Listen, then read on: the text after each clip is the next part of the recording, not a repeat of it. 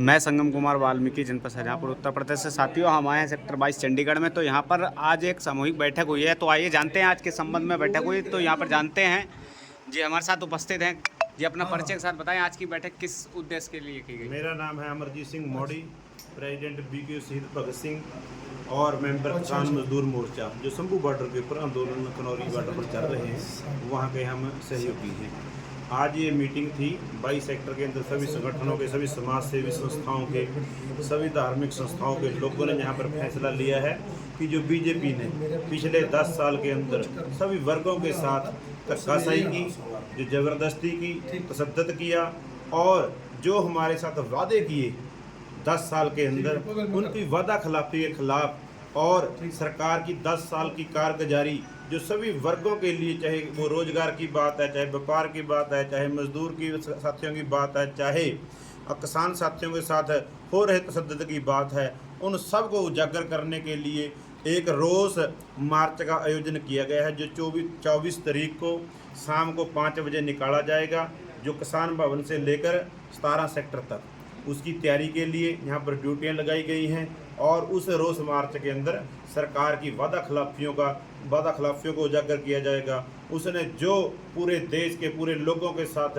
धोखा किया है, उनको उजागर किया जाएगा। उसके लिए मीटिंग थी और घर घर जाकर लोगों को समझाने की कोशिश की जाएगी कि इन लोगों से जवाब मांगे। इन्होंने जो हमारे साथ वादे किए थे पिछले 10 साल के अंदर, वो इन्होंने पूरे क्यों नहीं किए। जो हमारे सवाल हैं, जो हमारे किसानों के साथ धक्का हुआ, या जो सरकारी नौकरियां, चाहे वो अग्निवीर की बात है, चाहे प्राइवेट बिजली बिल रद्द करने की बात है, चाहे देश को WTO से बाहर करने की बात है, और हमारे पिछले आंदोलन के शहीद किसानों के न्याय दिलाने की बात है। बीजेपी ने जिन लोगों ने कत्ल किया, उनको आज बीजेपी ने टिकट देकर नवाजा और बड़े बड़े ओहदे उनको दिए हैं। उन सब सवालों को करने के लिए बीजेपी के लोग जो लोगों के बीच में आए, 400 का सिलेंडर 1100 करने की बात है। इन सभी महंगाई के मुद्दों पर, रोजगार के मुद्दों पर सरकार से सवाल करने के लिए और लोगों को जागरूक करने के लिए एक रोष मार्च का आयोजन किया जाएगा और अलग अलग एरिया में भी प्रोग्राम किए जाएंगे। उसके लिए आज ये मीटिंग।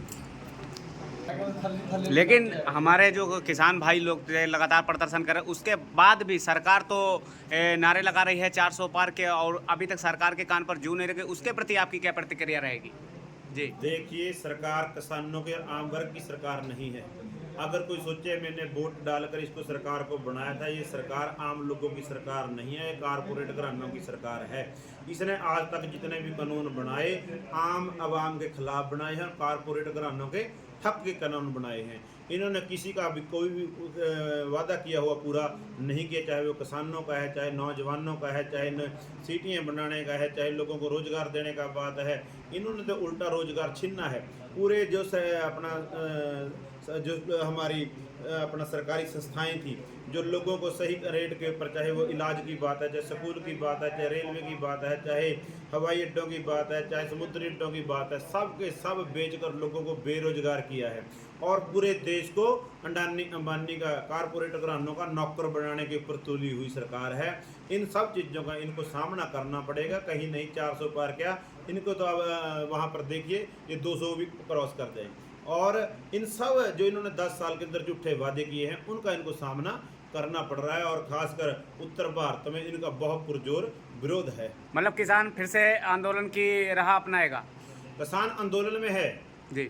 आपको शायद पता नहीं, खनौरी और शंभू बॉर्डर के ऊपर पिछले 3 महीने से लगातार शंभू बॉर्डर के ऊपर 100 दिन पूरे हो जाने हैं 22 तारीख को, जहां पर बड़े इकट्ठ किए जाएंगे, लाखों की संख्या में किसान पहुंचेंगे और वहां से जो सरकार ने हमारे साथ वादे किए हैं, उन वादों के खिलाफ और जो हमारे साथियों को इन्होंने गिरफ्तार किया हुआ है, उन सब बातों के सवालों के जवाब सरकार को देने होंगे। वहाँ पर बड़े इकट्ठ होंगे और आंदोलन को मजबूती के साथ लड़ा जा रहा है। लेकिन किसानों की मीडिया तो दिखा नहीं रहे जो शंभू बॉर्डर पे आप बता रहे बेटे, क्योंकि अभी भी ये न्यूज़ें दिखाई जा रही कि इस धरने को खत्म कर दिया गया, उनकी मांगे पूरी कर दी गई। जी, आप भी पत्रकार साथी हैं, आप भी वहाँ पर जाइए, वहाँ की अपडेट लीजिए, ठीक है, इलेक्शन का माहौल है, लेकिन लगातार अखबारों के माध्यम से और मीडिया के माध्यम से जो साथी वहाँ पर जुड़े हैं, लगातार प्रेस कॉन्फ्रेंसों के माध्यम से वहाँ पर 22 तारीख के प्रोग्राम की भी जो साथी वहाँ पर कवरेज कर रहे हैं, तकरीबन सबको इस बात का पता है।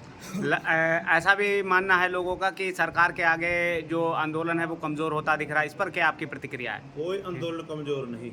अगर आंदोलन कमज़ोर होता तो विपक्षी लोग हमारी बातें जो हमारी मांगे हैं उनके ऊपर बोलने के ऊपर मजबूर है। अगर हमारा आंदोलन कमज़ोर होता तो बीजेपी के 4 मंत्री हमारे साथ मीटिंगें ना करते। अगर हमारा आंदोलन कमज़ोर होता तो नौजवान बच्चे के ऊपर गोलियां चलाने की जरूरत सरकार को ना पड़ती। अगर हमारा आंदोलन कमज़ोर होता सरकार को रास्ते रोकने की जरूरत ना पड़ती। अगर हमारा आंदोलन कमज़ोर होता सरकार को 400 से ज़्यादा साथियों को इंजर्ड किया है वो करने की जरूरत ना होती।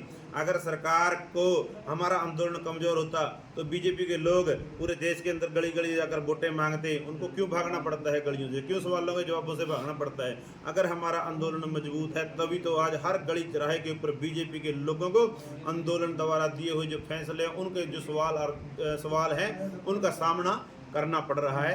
ये आंदोलन की मजबूती है। किसान भाइयों को और देश के लोगों को क्या संदेश देना चाहोगे? हम तो यही संदेश देना चाहेंगे कि हमारे आप लोगों को राजनीतिक पार्टियों को छोड़कर अपने आंदोलनकारी भाइयों का साथ देना चाहिए, मजबूती देनी चाहिए अपने अपने आंदोलनों को।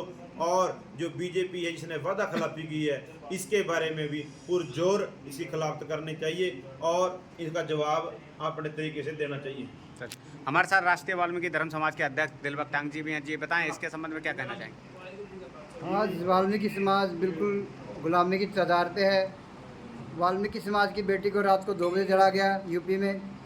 और किसान आंदोलन का किस तरीके से समर्थन हम करेंगे? किसान आंदोलन से शुरू से जब तक किसानों का आंदोलन चल रहा है हम पूरे समर्थन में हैं।